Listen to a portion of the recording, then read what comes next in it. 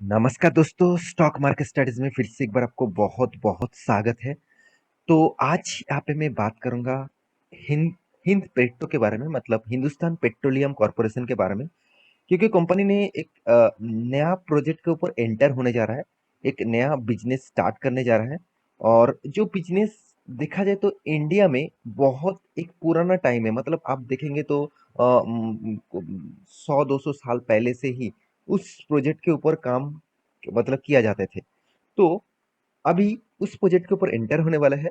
क्या इस एंटर होने से कंपनी को फायदा मिलेगा? क्या इस एंटर होने से कंपनी को कितना सपोर्ट मिलेगा, जो आपको भी सपोर्ट दे सकते हैं कंपनी और आपको भी एक्स्ट्रा फायदा दे सकते हैं? तो चलो मैं सारे इन्फॉर्मेशन एक आपको डिस्कस करूंगा। तो वीडियो को पूरा देखना, और अभी तक अपने इस चैनल को सब्सक्राइब नहीं किया तो देर किस बात की, जाकर अभी सब्सक्राइब कर लीजिए, क्योंकि बहुत सारे इन्फॉर्मेशन इस चैनल के माध्यम से आपको कंटिन्यूअसली मिलता रहेंगे। तो चलो वीडियो को शुरू करने से पहले मैं और रिक्वेस्ट करूंगा। आपका आपके प्यार के बिना इस चैनल ग्रोथ नहीं कर पाएंगे, तो आप आपके प्यार जरूर मुझे दीजिए। और हाँ, आप टेलीग्राम को भी ज्वाइन कर लीजिए, उसका लिंक आपको नीचे मिल जाएगा। जाकर एक बार ज्वाइन होकर देखिए, आप इंटरडे लेवल आपको डेली बेसिस कॉल मिलेगा। तो चलो देख लेते हैं आज के स्टॉक के बारे में।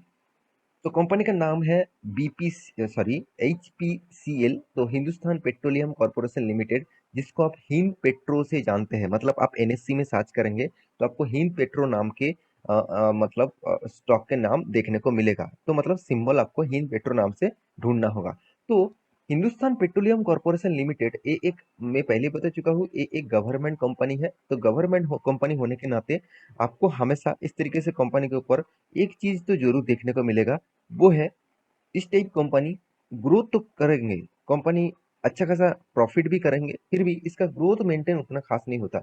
आप इसका चार्ट पैटर्न देखेंगे तो देखिए लगातार किस तरीके से चार्ट पैटर्न, आप 5 साल मैक्सिमम देखिए, मैक्सिमम चार्ट पैटर्न देखेंगे तो 500% का रिटर्न। चलो आप कहेंगे सर रिटर्न तो मुझे मिला 500% का, बिल्कुल आपके बात सही है, मगर देखिए इसका जो ग्रोथ मेंटेन होना चाहिए था ना, वो इसका ग्रोथ मेंटेन इस तरीके से होना चाहिए था।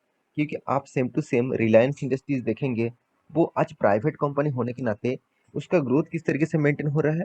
और सेम टू सेम यहाँ पे आप इस कंपनी के बारे में बात करूँ तो गवर्नमेंट कंपनी होने के नाते इसका परफॉर्मेंस भी आप देख लीजिए। तो कंपनी कौन सा बिजनेस के ऊपर एंटर कर रहा है वो चलो आपको दिखा देता हूँ।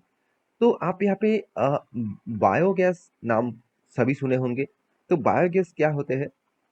बायोगैस एक्चुअली जो काउ डास्ट, मतलब काउ का जो, देखिए जो काऊ डांग होते हैं ना, तो उसको कंप्रेस करके जो गैस बनाया जाता है उसको बायोगैस कहा जाता है। तो ये टोटली इको फ्रेंडली है। मतलब इको फ्रेंडली क्यों है मैं जरूर कहूँ, क्योंकि देखिए इसके लिए कोई भी मतलब पॉल्यूशन नहीं होते हैं। दूसरी बात, काऊ डंग जो है वो अवेलेबल हो जाता है बहुत सारे जगह पे। तो इसी के ऊपर कंपनी प्रोजेक्ट करने वाला है। तो इसमें आप कहेंगे सर इसमें कंपनी का क्या फायदा होगा और इसमें कितना बड़ा प्रोजेक्ट कर पाएंगे? बिल्कुल आपके बात सही है। इंडिया में मतलब यहाँ पे फार्मिंग होते हैं, जहाँ पे काऊ का फार्मिंग होते हैं, मतलब आप मिल्क जो खाते हैं, तो आप सोचिए मिल्क जो खाते हैं तो किसी न किसी जगह पे तो फार्मिंग होते हैं।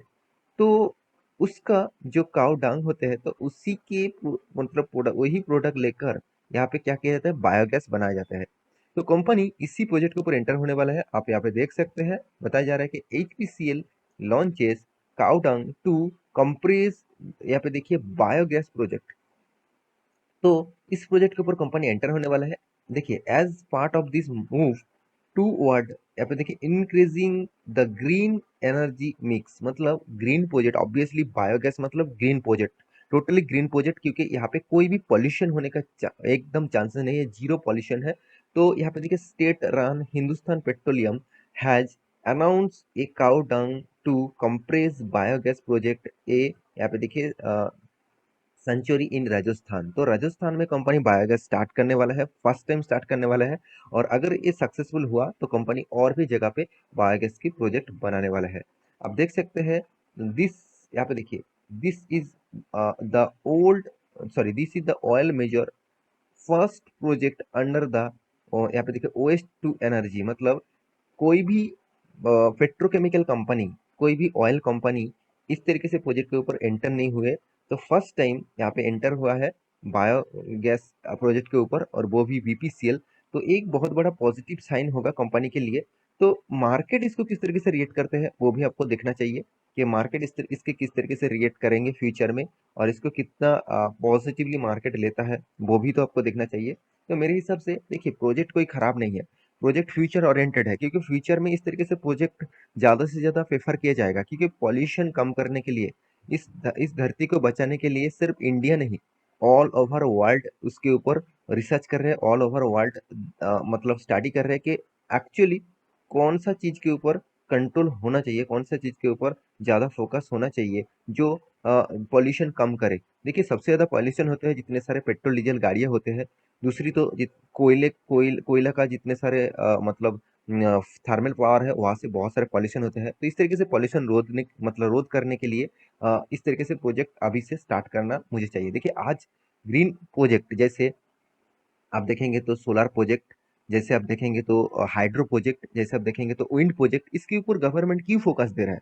आज अदानी ग्रीन क्यों तेजी से भाग रहा है? तो उसके पीछे लॉजिक है, आप समझिए। उस कंपनी का प्रोजेक्ट जो है वो टोटली ग्रीन प्रोजेक्ट के ऊपर है, तो इसीलिए लोग अभी से उसके ऊपर एंटर हो रहा है। लोगों को पता है कि आज एंटर नहीं होगा तो जब कंपनी पीक लेवल पे होंगे तब एंटर होने से कुछ फायदा नहीं, तो अभी से वो एंटर हो रहा है। तो same to same biogas cow dung के ऊपर जो प्रोजेक्ट होने वाला है, और यहाँ पे देखिए 100 tons per day cow dung to produce biogas, मतलब 100 टन्स काउडंग यहाँ पे प्रोड्यूस होगा, कंप्रेस होगा, उसके बाद बायोगैस का फ्यूल बनाया जाएगा। तो ये एक गैस बिजनेस में एंटर तो पहले से ही है।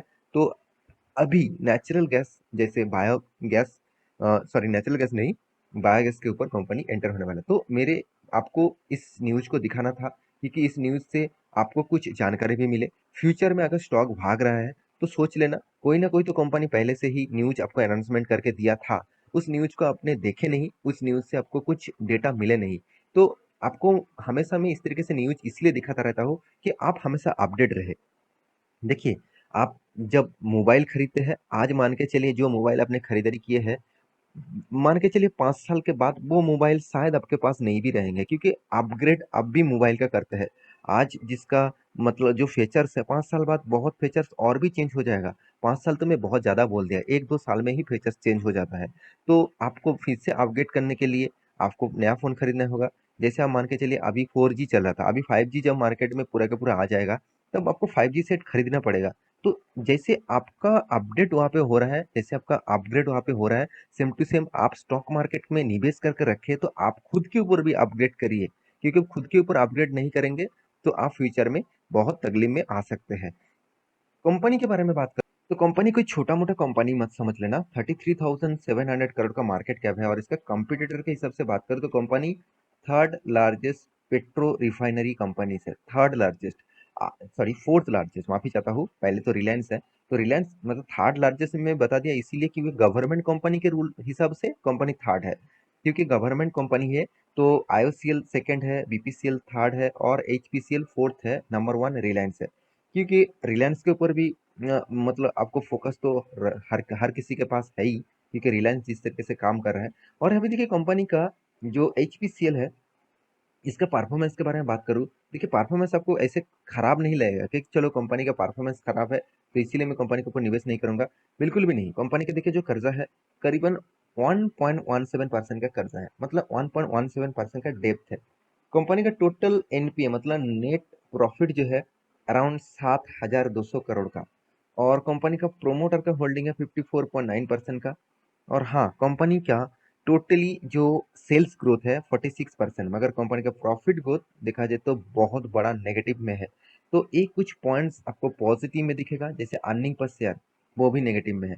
तो इसी के कारण स्टॉक में उतना ज़्यादा ग्रोथ नहीं है, क्योंकि कंपनी आप यहाँ पे टोटली रिजल्ट देखेंगे तो कंपनी का लगातार प्रॉफिट हो रहा था। सिर्फ इस बार कंपनी का प्रॉफिट कम हुआ, मतलब पिछली बार तो 10,000 करोड़ तक कंपनी पहुंच चुके थे, इस बार कंपनी 7,200 करोड़ तक पहुंच पाए।